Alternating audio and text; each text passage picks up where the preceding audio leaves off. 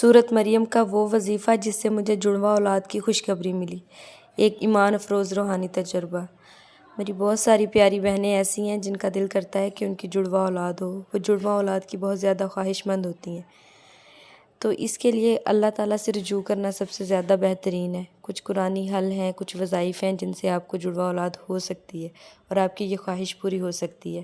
آج آپ کو جو میں عمل بتاؤں گی یہ ایک ایسا وظیفہ ہے جس سے انشاءاللہ تعالیٰ آپ کو جڑواں اولاد کی خوشخبری ملے گی۔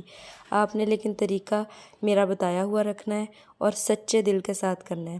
آپ نے کرنا یہ ہے کہ فجر یا عشاء کے بعد جو ہے نا 21 دن مسلسل سورۃ مریم کی تلاوت کرنی ہے، باوضو ہو کے کرنی ہے، درود ابراہیمی پڑھنا ہے، آغاز میں بھی اور آخر میں بھی سورۃ مریم کو مکمل پڑھنا ہے اور ڈیلی پڑھنا ہے 21 دن۔ انشاءاللہ تعالیٰ آپ کو جڑواں بچوں کی خوشخبری ملے گی۔ انشاءاللہ آپ نے سچے دل کے ساتھ کرنا ہے۔ اللہ حافظ۔